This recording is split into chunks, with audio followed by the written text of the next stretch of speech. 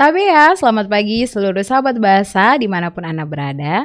Senang sekali bisa berjumpa di Siniar Hetu, Siniar Kebanggaan Balai Bahasa Provinsi Maluku, edisi Rabu 25 Juni 2025. Saya Eka Julianti Saimima akan menemani sahabat bahasa selama 30 menit ke depan jika durasinya pendek dan jangan ketawa dong, ada narasumber saya di sini, jangan ketawa dong. Selama 1 jam mendatang jika panjang bergantung narasumber kita dan mungkin tadi sudah terdengar ya, saya tidak sendiri, saya ditemani narasumber yang sangat kompeten dalam hal ini. Ada Bapak Fadila Pandu Pradana SS. Selamat pagi Bapak. Selamat pagi Kak Eka dan sahabat bahasa yang ada di rumah. Iya, jadi mungkin saya bacakan dulu judul siniar kita pada hari ini. Boleh banget Kak Eka. Iya, jadi siniar kita hari ini mengenal pemerolehan bahasa, kajian psikolinguistik ya Pak Fadil. Dan sepertinya cukup berat. Wow, ya. Sangat berat. Iya. Ini menurut saya udah berat nih. Oh iya. Jadi sahabat bahasa mungkin ada yang bertanya-tanya atau mungkin tidak ada yang bertanya-tanya tentang hal ini ya. Karena pemerolehan bahasa merupakan hal yang biasanya alami ya Pak Fadil ya. Ya, jadi Pak Fadil kali ini akan membuka wawasan sahabat bahasa. Jika tidak terbuka salahkan saja Pak Fadil. Tentang pemerolehan bahasa terutama dalam sudut pandang psikolinguistik. Jadi sudah siap Pak Fadil untuk mungkin berbincang-bincang hal yang berat ini? Insyaallah. Ya. Jadi kita langsung saja mengenal pemerolehan bahasa, kajian psikolinguistik. Ya, nah itu ada beberapa kata-kata tuh seperti pemerolehan bahasa, kemudian psikolinguistik. Nah, apa sih Pak Fadil yang dimaksud dengan pemerolehan bahasa, terutama dalam kajian psikolinguistik? Dan ada, kalau saya mungkin pernah juga mendengar psikologi bahasa. Ya, apakah itu hal yang berbeda atau hal yang sama atau bagaimana Pak Fadil? Ya, ini pertanyaan satu langsung rombongan tapi iya, paket Pak. Paket apa nih? Paket combo. Oke. Siap. Oke, jadi ini ya Kak ya, kita berangkat dari psikolinguistiknya dulu. Jadi mungkin psikolinguistik kalau sahabat bahasa mungkin pernah dengar ya, atau mungkin sudah belum dengar ya berkaitan dengan psikolinguistik seperti apa. Mungkin kalau sahabat bahasa yang sudah dengar mungkin atau tahu ya berkaitan dengan psikolinguistik sendiri gitu. Psikolinguistik itu merupakan sebuah ilmu gabungan interdisipliner ya antara psikologi dengan linguistik atau bahasa gitu. Nah, sebenarnya pemerolehan bahasa ini sendiri seperti apa gitu. Nah, ini tuh termasuk dalam topik kajiannya si psikolinguistik ini sendiri gitu. Jadi psikolinguistik itu ada pemerolehan bahasa, kemudian ada pembelajaran bahasa, pemrosesan bahasa, produksi bahasa, kemudian juga banyak ya kayak mungkin juga kompetensi bahasa juga performasi bahasa ketika anak-anak ataupun orang-orang dewasa yang sedang mengakuisisi bahasanya gitu ya, bahasa ibu. Nah, itu dikaji dengan psikolinguistik. Nah, pertanyaan kedua yang tadi ya, yang berkaitan dengan psychology of language, yang psikologi bahasa dengan psikolinguistik itu bedanya apa? Sebenarnya itu kalau misalkan dilihat dari dua perspektif ya, itu mungkin sahabat bahasa kalau tahu berkaitan dengan psikologi bahasa itu mungkin ada seperti love language atau bahasa kasih gitu ya, bahasa kasih, terus mungkin ada stress language gitu. Nah, mungkin kalau boleh ini ya, kayak apa nih ininya? Apanya nih Pak bahasa kasihnya apa nih? Oh ya, bahasa kasih saya itu acts of service apa? Acts of service? Iya, melayani ya, memberikan pelayanan. Itu kemudian yang selanjutnya apa? Kan ada biasanya beberapa nih, ada act of service, kemudian ada word of affirmation atau pujian ya itu. Kemudian juga ada seperti memberikan hadiah, giving gift gitu. Nah, terus kemudian quality time, memberikan waktu bersama gitu. Ya. Nah, sepertinya itu waktu bersama itu Pak Fadil. Waktu bersama. Oke. Nah, itu mungkin sahabat-sahabat bahasa juga perlu tahu ya berkaitan dengan hal itu. Mungkin ini nggak bersinggungan dengan linguistik secara langsung, tapi mungkin ini juga berhubungan dengan hubungan interpersonal mungkin dengan mungkin nanti juga mungkin dengan pasangan, rekan kerja dan sebagainya gitu kan. Nah, selain itu juga ada stress language juga, atau gimana bahasa tubuh kita atau bahasa kita juga ketika merespon sebuah stresor atau sebuah masalah gitu ya, kita hadapi gitu ya. Itu ada yang pertama itu kita freeze ketika kita benar-benar Membeku gitu ya. membeku ataupun kita berdiam diri gitu sejenak. Mhm. Loh kok ada masa seperti ini, kita membeku nih, freeze gitu, Iya. kita diem gitu, Kayak bengong gitu ya. bengong gitu, Ya. benar. Kemudian juga ada flight itu ketika kita Melarikan diri. Ya. seperti yang kita lakukan gitu ya. Apakah Fadil suka melarikan diri? Biasanya melarikan diri untuk sejenak sih, Oh, lebih ke iya. gimana caranya aku tuh bisa tenang dulu gitu Oh, untuk iya. memproses sebuah masalah dan akhirnya bisa menyelesaikan masalah itu sendiri gitu kan. Kemudian ada fight itu yang benar-benar tipe langsung, wah aku harus menyelesaikan masalah ini secara langsung gitu kan, itu Iya. fight gitu kan. Terus ada yang fun itu juga dimana yang kita juga kita memuaskan orang lain gitu, kayak kita harus meminta maaf kepada orang lain, tapi kan kita nggak tahu nih kita salah atau enggak gitu. Kesalahan itu ada di kita atau enggak gitu. Tapi kita untuk berusaha biar masalah ini cepat selesai gitu kan. Itu dengan berusaha seperti itu kita memberikan ibarat kata respons gitu ke orang itu gitu biar senang dan masalahnya cepat selesai kayak gitu. Seperti itu sih. Jadi kalau jenis-jenisnya itu juga ada sendiri, seperti ada the imploder, kemudian the exploder, kemudian the denieler gitu ya. Kemudian juga ada satunya lagi the number gitu kan. Ketika ya kita sudah pasrah gitu dengan stressor yang kita hadapi itu, masa-masa yang kita hadapi yang mungkin kita gak bisa bergerak ya, bisa berkutik gitu, seperti itu. Nah mungkin balik lagi nih Kak. Iya, itu kan tadi bahasa-bahasa yang dalam hal psikologi ya. Kalau kembali ke bahasa sesungguhnya dalam ilmu linguistik, sesungguhnya memang karena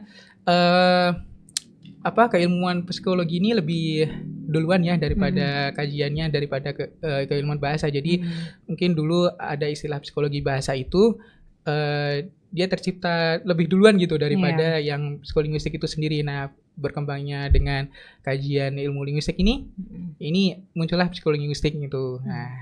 Nah, kajiannya seperti itu tadi, yang seperti kayak pemerolehan bahasa, kemudian kita pembelajaran bahasa dan misalnya, tapi untuk saat ini kan kita benar-benar fokusnya di pemerolehan bahasa gitu. Kalau pemerolehan bahasa sendiri itu proses seperti apa Pak Fadil? Pemerolehan bahasa sendiri itu bagaimana cara ada tahapan-tahapannya. Jadi otak kita mendapatkan sebuah bahasa baru ya, mungkin ketika kita pas bayi gitu, itu kan ada tahapannya. Iya. Yaitu pemerolehan bahasa itu bagaimana otak tuh bisa merespon dan menerima bahasa-bahasa yang ada di sekitar kita gitu untuk kita pelajari secara alamiah gitu. Iya. Nah di situ banyak sekali sih ada stimulus secara internal maupun eksternal di dalamnya kayak gitu. Nanti juga bakal ada banyak teori-teori yang akan melandasi pemerolehan bahasa ini sendiri kayak gitu kayak. Jadi Pak Fadil berarti akan menjelaskan teori-teori pemerolehan bahasa ini. Benar. Berarti kalau bisa saya simpulkan sedikit ya, berarti pemerolehan bahasa itu sesuatu hal yang tadi Pak Fadil sampaikan alamiah. Alamiah, benar. Ya, bawaan sejak kecil. Benar. Tidak dipelajari secara eksplisit ya. Iya, itu kalau misalkan itu kan ada pemerolehan bahasa sama pembelajaran bahasa toh. Nah di situ tuh ada berkesinambungan sih sebenarnya, ada yang mengait-ngaitkan ya antara pemerolehan bahasa sama pembelajaran bahasa. Tapi kalau pemerolehan bahasa itu lebih ke secara alamiah dan nggak ada pengajarnya, maksudnya secara formal ya. Kayak kalau pembelajaran bahasa kan kita butuh tutor, kita butuh guru gitu. Tapi kalau misalkan pemerolehan bahasa ya kita secara alamiah dapat dari orang tua kita atau dari lingkungan kita. Pajanan bahasa ya. Iya, benar sekali seperti itu. Jadi itu ada perbedaan antara pembelajaran bahasa dan pemerolehan bahasa. Nah, kita fokusnya memang di pemerolehan bahasa yang pertama, bahasa ibu kita gitu. Iya, berarti kalau ini bisa disimpulkan pemerolehan bahasa adalah untuk bahasa pertama atau bahasa ibu yang kita tuturkan, yang kita peroleh atau kita miliki ya. Iya, benar. Nah, sebelum kita lanjut ke teorinya Pak Fadil, mungkin Pak Fadil bahasa pertamanya bahasa apa Pak Fadil? Saya bahasa Jawa. Oh, bahasa Jawa. Baik. Berarti itu bahasa yang diperoleh. Benar, diperoleh dari waktu bayi kan ada tahap-tahapannya, nanti ada sendiri gitu. Nanti kita yang di-spill sekarang ini. Iya. Jadi kalau misalnya tadi Pak Fadil sudah sampaikan, berarti biasanya itu dialami oleh anak-anak ya? Benar. Dari anak-anak. Sejak bayi yang tadi Pak Fadil sampaikan. Sampai ada usia tertentu yang dimana dia itu bisa memperoleh bahasa secara kompleks gitu, lengkap gitu. Seperti itu. Sekarang tadi Pak Fadil sampaikan kan banyak tuh teori-teorinya. Kira-kira Pak Fadil bisa sampaikan teori-teorinya. Kami sudah tidak sabar. Tidak sabar ya. Kita mengingat lagi sih sebenarnya. Mungkin Sobat Bahasa kan juga pernah mengikuti kuliah psikolinguistik ya. Mungkin ini kalau latar belakangnya bahasa atau sastra ya. Iya, ini ada banyak, mungkin saya nanti bisa lihat juga ya di sini ya. Jadi yang pertama itu ada teori nativisme atau nativism teori itu. Teori tersebut tuh digagas oleh Noam Chomsky.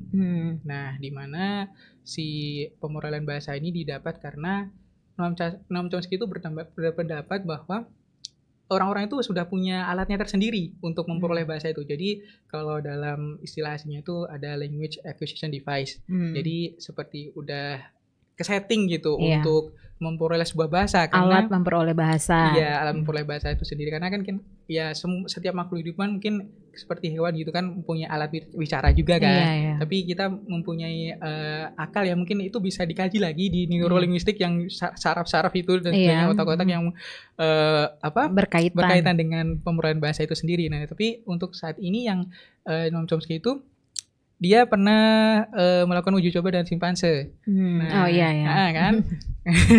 Iya, latar belakang kita sama-sama anak bahasa ya, jadi kita tahu. Tapi mungkin yang sahabat bahasa yang mungkin yang nggak tahu mungkin ya. Jadi si Noam Chomsky ini, Pak Noam Chomsky ya, itu membandingkan seorang bayi dengan proses perkembangannya, pertumbuhannya itu dengan simpanse gitu ya. Tapi di berjalan waktu, ketika diberikan input atau stimulus berbahasa itu, ternyata si simpanse ini nggak bisa gitu. Dia masih tetap belum bisa bicara secara manusia. Mungkin ini juga kita tahu kayak film Tarzan juga ya. Film Tarzan kan juga itu kan kayak fiktif ya mungkin ya. Kita nggak tahu ininya sih. Maksudnya kayak anak bayi yang dibesarkan oleh seekor kera atau ini di hutan gitu. Mereka si Tarzan ini tahu nih bahasa si kera ini, tapi kan untuk kita yang kita nggak tahu bahasanya kan juga gimana gitu kan. Nah kayak gitu. Jadi ternyata si simpanse ini nggak bisa bahasa manusia juga ketika dikasih percobaan sama si Noam Chomsky ini. Jadi beliau berpendapat bahwa ya bahasa itu sebenarnya sudah tersetting, kita punya alatnya untuk menerima pemrograman bahasa itu, belajar tentang bahasa baru gitu, belajar bahasa ibu kita kayak gitu. Itu Noam Chomsky gitu. Nah kemudian ada teori behavioristik ya, teori perilaku. Nah itu tuh teori ini lebih ke perilaku bagaimana stimulus dari luar atau eksternal, dari pola asuh orang tua kita, kemudian lingkungan kita, itu ketika itu jadi lingkungan itu bisa dimanipulasi untuk kita memperoleh bahasa itu gitu. Kita bisa memberikan stimulus bahasa kosakata yang banyak. Kemudian mungkin kalau misalkan bahasa Jawa kan ada fonologi, fonem-fonem yang tidak dituturkan dengan bahasa lain, misalkan dode gitu-gitu kan. Kita kan nggak tahu nih dalam bahasa lain. Nah itu kita menyerap hal itu gitu. Tapi itu bagaimana orang tua itu bisa menciptakan kondisi itu gitu. Nah itu kita memanipulasi pembelajaran mereka itu untuk memperoleh bahasa ibu gitu. Nah kemudian juga sebenarnya ada juga teori interseksionisme gitu kan. Nah itu juga kemampuan anak ini berbanding lurus nih dengan kualitas input faktor eksternal juga gitu. Jadi sebenarnya cuman berkutat di faktor internal dan eksternal saja sih Kak untuk teori-teori pemrograman bahasa ini sendiri gitu. Jadi ada juga teori kognitif juga. Anak-anak kan unik ya, dilahirkan unik ya, maksudnya berkaitan dengan kemampuan kognitifnya seperti apa, kecepatannya mereka dalam memperoleh suatu bahasa atau mempelajari suatu bahasa itu kan berbeda-beda setiap anaknya gitu. Jadi bergantung kalau misalkan kita mau pakai teori yang mana, internal atau eksternal gitu. Kalau mungkin menurut perspektif saya harusnya dua-duanya ada yang mengimbangi sih ya, maksudnya mungkin kita kan juga sudah diberikan alat language acquisition device seperti yang Noam Chomsky katakan tadi ya, yang nativisme itu. Dan kita harus juga dipengaruhi lingkungan ya. Dipengaruhi lingkungan juga, karena kan kita kan nggak bisa cuman kayak kita punya alatnya tapi kita nggak tahu nih menggunakan alatnya itu seperti apa gitu. Kita punya ininya tapi nggak bisa ya, itu kita harus gabungkan dua teori itu biar bisa lebih bagus gitu untuk kita memahami teori pemrograman bahasa ini seperti itu. Ya, jadi sebenarnya ada banyak teori yang menjelaskan fenomena pemrograman bahasa ini ya Pak Fadil. Dan kalau selanjutnya kita sering melihat si anak-anak ya, karena tadi Pak Fadil sampaikan pemulihan bahasa ini terjadi pada masa kanak-kanak. Jadi mungkin Pak Fadil bisa lebih detail menjelaskan di tahapan apa mungkin perkembangan bahasa anak itu bagaimana, atau saat kapan dia tuh memperoleh bahasa pertamanya. Oke. Mungkin saya jelaskan juga untuk sebenarnya anak kan lahir dalam keadaan ini ya, kertas kosong putih gitu, teori tabula rasa. Tabula rasa yang benar-benar ya kita nggak tahu nih ilmu apapun gitu. Tapi kan ketika pas kita lahir gitu, kita dapat pemoralan bahasa, kita dapat pengetahuan-pengetahuan baru ya. Nah, di sini ada Leonard Berg ya, pada tahun 1969 sebenarnya beliau meneliti bahwa tahapan-tahapan anak itu sebenarnya mereka juga ada masa kritisnya sendiri Kak Eka. Ketika masa kritisnya itu sendiri terlewat gitu ya, maka yang akan terjadi adalah si anak itu ya terdapat gangguan-gangguan berbahasa gitu. Kecenderungan seperti mungkin gagap mungkin ya, kemudian juga ada apa itu? Speech delay, keterlambatan ketika berbicara seperti itu. Jadi si Leonard Berg ini membagi menjadi 6 tahapan ya. Yang pertama itu ada tahap pralinguistik dari 0 sampai 12 bulan, 1 tahun. Ya bayi itu kan cuman bisa coing ya kalau di sini ya, menangis terus gitu doang kan, maksudnya nggak bisa berbicara sama apapun gitu. Nah tapi ketika di usia 4-6 bulan nih, ini udah bisa babbling nih, mengoceh gitu. Jadi dia bisa mengatupkan area bilabialnya, mulutnya gitu, bisa papa, mama gitu. Mungkin kata-kata pertama gitu yang mulai dibentuk gitu sama organ wisanya si bayi ini.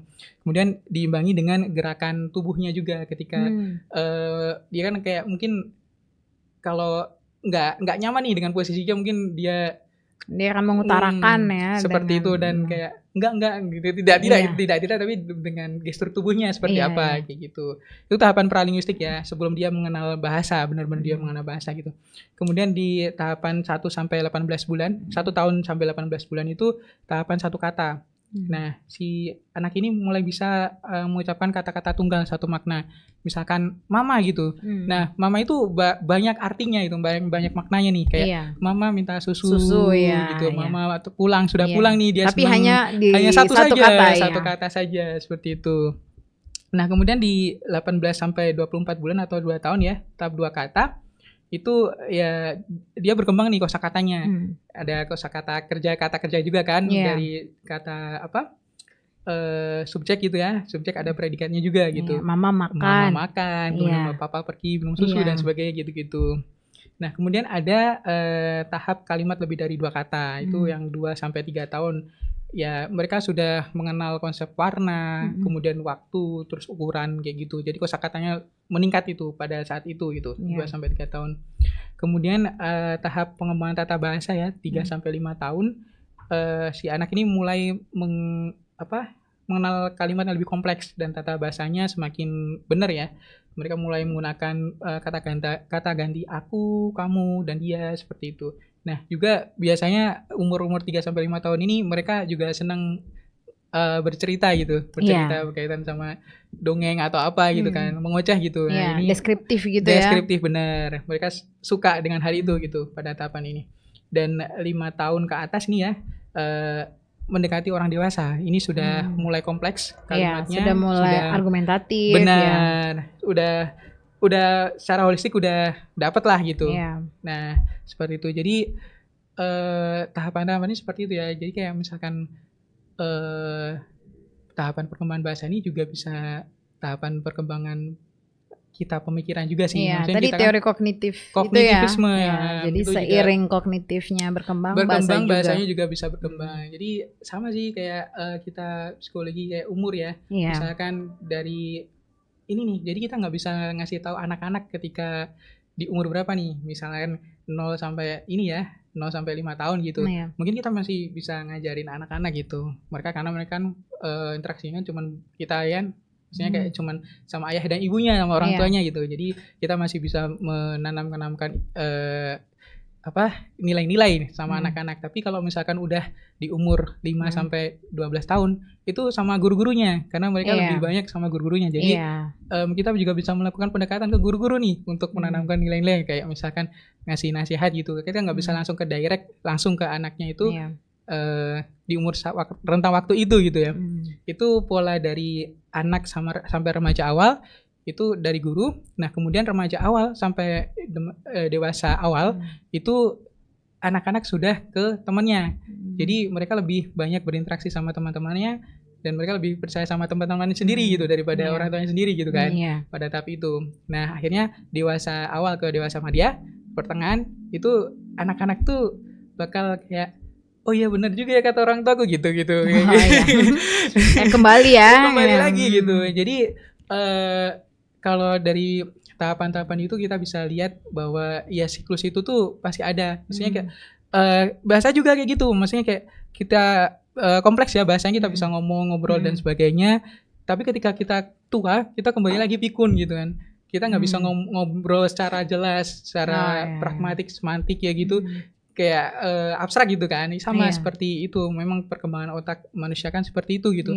Dan akan mengalami pubertas kedua gitu setelah dewasa madya lansia gitu. Seperti itu. Ya, jadi kalau dilihat dari tahapan, dari teori ini cukup kompleks sebenarnya ya, kalau soal pemrograman bahasa ya. Pak Fadil, saya jadi teringat yang tadi Pak Fadil sampaikan kan, biasanya anak-anak yang belum bisa bilang contohnya mau minum cucu gitu kan. Terus apakah orang tuanya harus bilang oh mau minum susu ataukah tetap bicara pakai bahasa anak tuh minum cucu? Gitu, gimana ya? Kira-kira gimana tuh Pak Fadil? Sebenarnya ini ya, kita harus membenarkan ya, maksudnya ketika itu kan pakai ya ini maksudnya cucu gitu kan. Ya sebenarnya kan kita kan bunyi friktatif kan itu S gitu kan. Ya kita harus membenarkan gitu. Kalau misalkan kita masih stimulusnya masih sama dengan anak itu ya nanti anak akan ibarat kata tahunya kalau susu itu cucu gitu. Jadi kita harus benarkan gitu.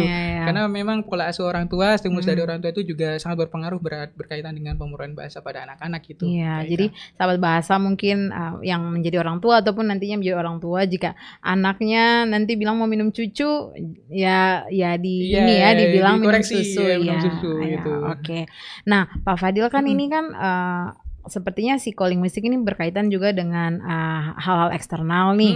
Nah, jadi kalau misalnya tadi Pak Fadil sampaikan tahapan-tahapan bahasa itu, kalau kita lihat nih kan ada secara realitasnya kan, ada keluarga-keluarga yang mungkin tumbuh tidak lengkap sosok yang jadi ada mungkin hanya ibu karena itu katanya Indonesia negara yang fatherless nomor 1 ya tertinggi kurang kehadiran peran ayah lah hitungannya seperti itu. Apakah ini juga akan memberikan pengaruh secara psikolinguistik ataukah bagaimana Pak Fadil? Jadi secara pemrograman bahasa pastinya berpengaruh ya karena stimulan itu cuma ada satu, peran orang tua saja dari peran ibu gitu. Karena memang dari kajian psikologinya itu si ayah itu memegang peran ketika menanamkan ideologi atau nilai-nilai gitu kan, menanamkan bahwa dia harus mempunyai sifat pemberani gitu. Nah itu juga berpengaruh ketika anak-anak nanti dewasa gitu ya, ketika dia berbicara di depan umum nanti grogi terus salah-salah itu karena memang tidak diajarkan peran bahasa itu oleh si peran ayahnya itu oleh peran ayah itu. Jadi ya mereka sulit untuk berkomunikasi dengan lingkungan, mereka juga sulit untuk menentukan keputusannya sendiri gitu. Jadi banyak lah ya maksudnya kalau kita tahu. Jadi ada dampak lah ya. Ada dampaknya juga dengan segi kognitifnya anak juga. Kan kita tahu bahwa di Indonesia itu sendiri banyak yang anak-anak dipaksa untuk menjadi dewasa, bener nggak? Saya jawab apa ya? Kayak di film Jumbo tuh kan? Itu kan kayak si Pak Kades yang belum bisa menerima kenyataan dan ini kan dia akhirnya menjadi villain atau penjahat utama di situ gitu. Yang dimana Jumbo juga yang anak kecil tapi dia dipaksa untuk menerima bahwa dia kehilangan orang tuanya seperti itu ya, beban-beban tanggung jawab yang sudah harusnya itu dipikul oleh orang dewasa tapi dia dipikul oleh anak-anak gitu. Jadi kalau kembali ke bahasa nih Pak Fadil, berarti sebenarnya lingkungan keluarga, apalagi keluarga inti ya, peran mungkin orang tua, ayah, ibu itu sangat memiliki pengaruh bagi pemrograman bahasa. Sangat Kak Eka. Ya, dalam hal ini ya, dalam hal psikolinguistik. Benar. Nah, kalau kan itu salah satu istilahnya hambatan ya, Iya, benar-benar. kondisi keluarga yang mungkin tidak ideal. Nah, Kondisi. mungkin ada hambatan-hambatan lain Pak Fadil yang mungkin anak atau seseorang dapatkan ketika dia dalam proses tahapannya memperoleh bahasa. Oke, jadi kalau dari Lennonberg sendiri dia membagi ya untuk penghambat pemrolehan bahasa ini ada 2 yang faktor eksternal dan internal. Faktor internal itu tadi ya lingkungan keluarga sendiri, pola asuh orang tua ya yang kurang mendukung, misalkan kurangnya interaksi 2 arah dengan anak kita gitu, anak-anak gitu kan. Kemudian kurangnya stimulasi bahasa juga. Kemudian orang tua tidak menjadi model bahasa yang baik seperti tadi ya, misalkan kayak minum cucu gitu, kita tidak membenahi hal itu gitu ya. Anak-anak tetap bakal ngomong kayak gitu terus gitu nanti sampai dewasa gitu. Kemudian juga ada penggunaan bahasa asing terlalu dini juga, itu juga mempengaruhi Kak Eka. Ketika misalkan saya belajar bahasa Jawa gitu, terus tiba-tiba ada kosakata asing masuk kayak bahasa Inggris gitu, lah ini yang mana dipakai gitu kan. Seperti itu berpengaruh juga sebenarnya. Kemudian lingkungan sosial budaya ya, kita di mana lingkungan itu tidak menyediakan kesempatan yang cukup ya untuk anak-anak itu bisa mengekspresikan dirinya, itu juga bisa berpengaruh berkaitan dengan itu. Terus penggunaan gadget yang terlalu berlebihan gitu, yang anak-anak sekarang dikasih brain rot gitu kan, tahu kan, tung sahur gitu. Itu saya mau tanya, apakah itu juga berpengaruh tuh terhadap pemrolehan bahasa, jargon-jargon brain rot itu? Iya, sebenarnya kalau berpengaruh kayaknya kita perlu meneliti lebih lanjut ya. Kalau saya tuh terpengaruh sebenarnya lari-lari gitu kan. Cappuccino assassino gitu. Saya sampai hafal itu kayak gitu-gitu. Mungkin nanti kita bisa tebak-tebakan. Yang mana ya? Kayak gitu. Jadi kita harus ini studi lebih lanjut sih kalau kayak gitu kayak maksudnya itu kan benda-benda yang tak hidup tiba-tiba bisa ngomong kayak gitu kan. Terus perpaduan. Iya, bisa mereka berkeluarga dan sebagainya kan aneh gitu kan. Kayak gitu. Itu kan kayak membingungkan anak-anak juga, kok benda mati bisa hidup, terus bisa ngomong, terus bisa punya keluarga dan sebagainya gitu-gitu. Itu juga membingungkan. Tapi nanti perlu kajian lebih lanjut dengan hal itu sih sebenarnya. Kalau misalkan kayak gitu. Terus kemudian ada status sosial ekonomi juga. Lingkungan keluarga ini ya menyediakan fasilitas lah ya, fasilitas berkaitan dan stimulasi perkembangan anak gitu untuk mendukung pemrolehan bahasanya gitu. Kayak gitu. Ya itu, kalau dari ini Pak Fadil kita mendengarkan tadi Pak Fadil juga sudah sebutkan ada keterlambatan bicara atau orang-orang biasanya bilang speech delay ya, keterlambatan bicara.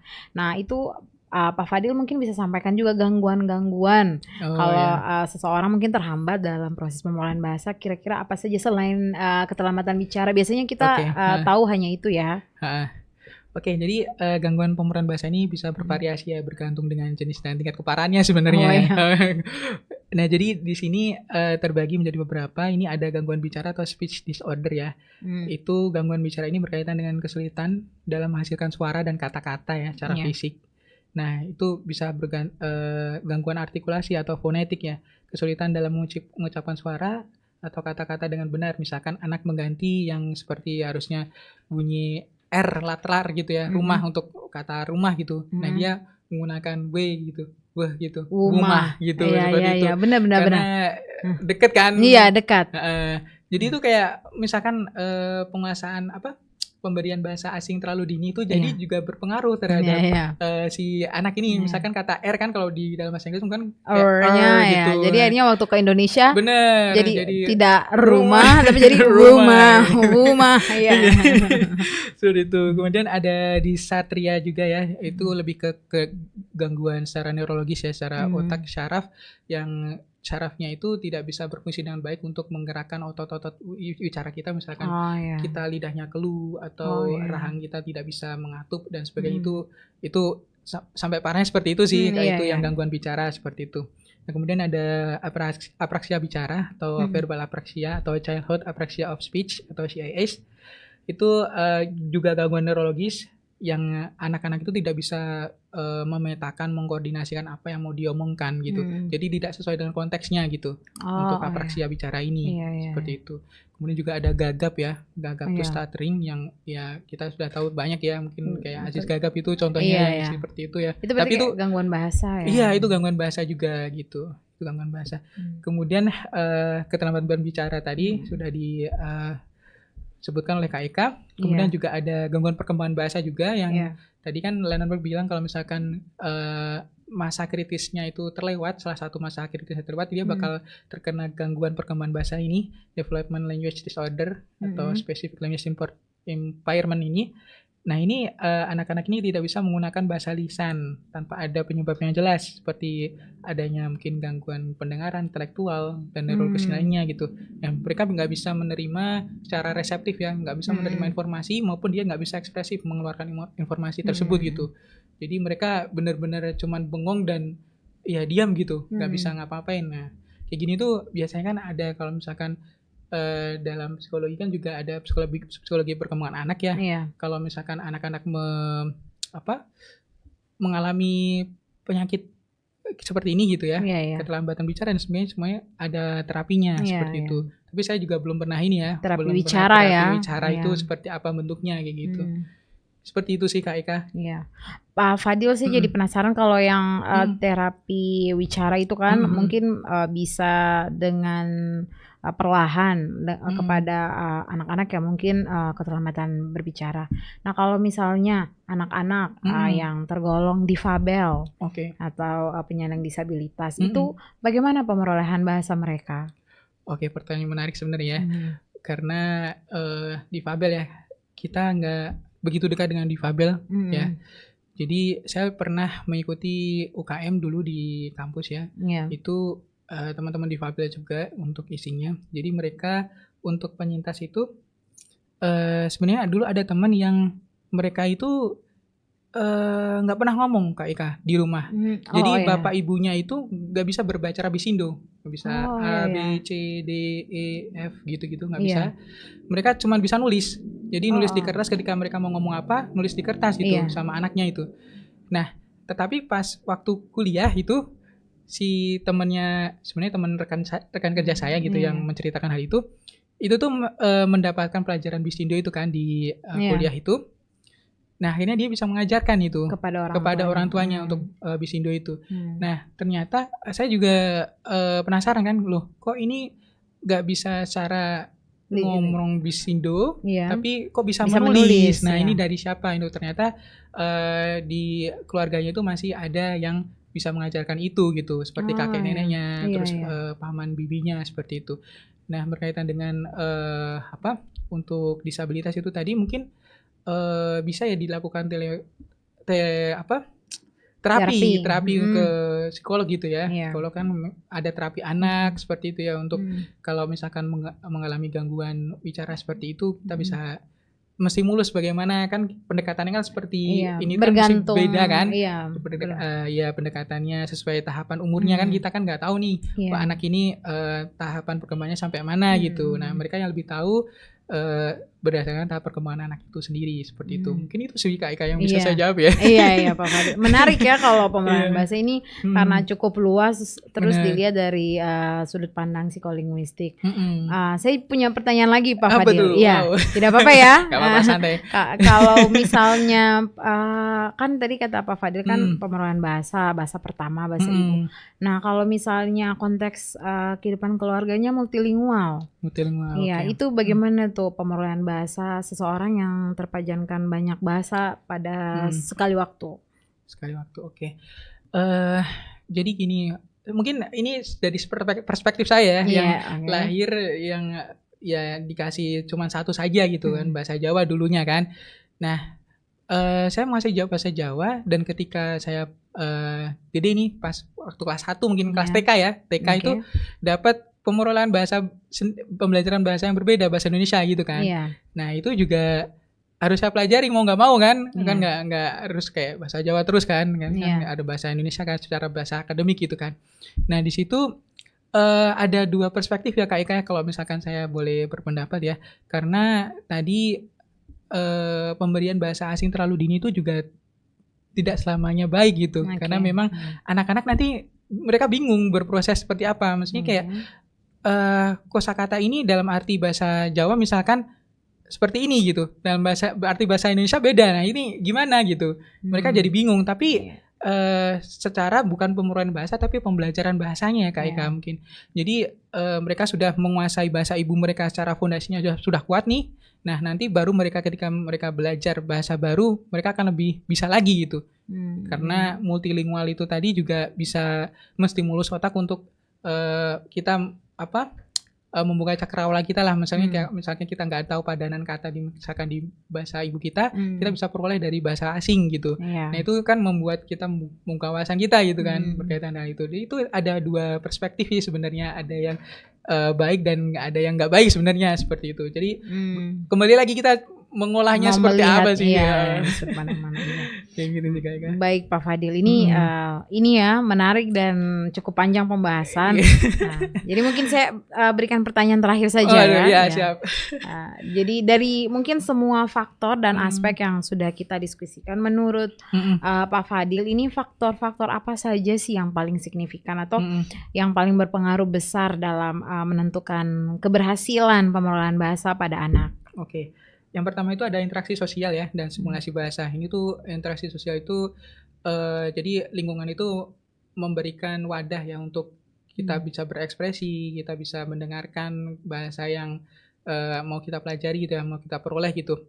Kemudian simulasi bahasa dari orang tua kita sendiri, peran ayah dan ibu itu yang sangat penting ya untuk memberikan pondasi bahasa ibu kita gitu.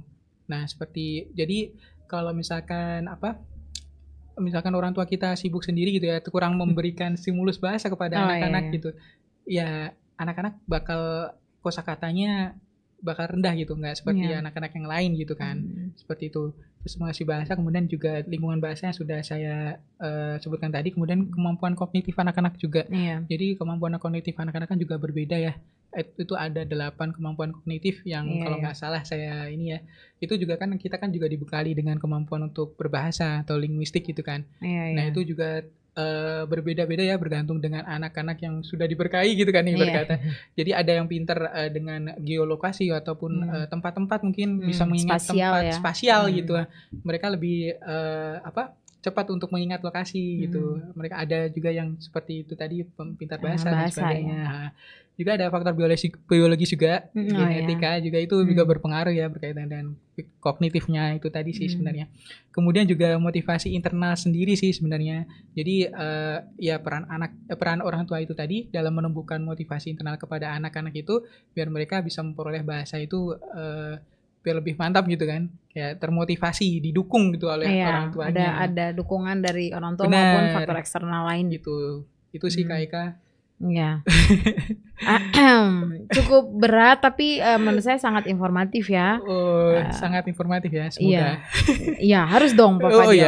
Harus sih, benar-benar. Jadi mungkin menutup sesi perbincangan kita pada hari ini, Pak Fadil mungkin mau memberikan simpulan atau mau memberikan informasi lain. Saya persilakan Pak Fadil langsung kepada sahabat bahasa. Oke, jadi mungkin sahabat bahasa di rumah, setiap anak itu mempunyai individu yang unik gitu ya, dan laju serta pola pemerolehan bahasanya juga bervariasi. Jadi kita sebagai faktor eksternal, misalkan dari lingkungan, kita juga harus memberikan stimulus yang banyak ya berkaitan dengan hal itu ya. Misalkan kita memberikan kosakata yang mungkin dari bahasa ibu kita gitu kan. Terus kemudian juga kita juga harus memperhatikan lingkungan berbahasa kita juga, karena sesuai yang tadi sudah saya sebutkan, kalau misalkan lingkungan bahasa itu memberikan input atau masukan yang baik gitu ya, akan outputnya atau keluarannya juga akan baik terhadap si anak itu sendiri. Seperti itu sih Kak Eka. Baik Pak Fadil. Karena kita sudah berada di penghujung siniar, saya mengucapkan terima kasih kepada Pak Fadil sama Kak Eka yang sudah memberi pencerahan. Langsung cerah. Oh gitu ya? Iya. Tadi mendung sih ya? Tadi agak mendung ya. Jadi sahabat bahasa, saya tutup saja pembicaraan dengan Pak Fadil pada edisi siniar kali ini. Semoga kita semua paham bahwa pemerolehan bahasa merupakan hal yang penting bagi anak-anak ataupun dalam tahapan anak-anak, dan kita bisa membantu untuk memberikan lingkungan yang kaya akan bahasa dan interaksi agar memudahkan anak-anak dalam proses pemerolehan bahasa. Dan Tentunya sahabat bahasa, kita akan berjumpa kembali di Siniar Head to edisi-edisi berikutnya dengan narasumber dan juga dengan pewara yang lain. Jika sahabat bahasa memiliki pertanyaan atau membutuhkan layanan kebahasaan dan kesastraan, bisa menghubungi kami di Balai Bahasa Provinsi Maluku lewat media sosial maupun juga bisa berkunjung langsung di kantor kami di Jalan Laksdia Leo Watimena, Nania, Kota Ambon. Demikian sahabat bahasa, saya Eka Julianti Sayemima, undur diri, sampai jumpa di Siniar Head to berikutnya. Amato. Waduh.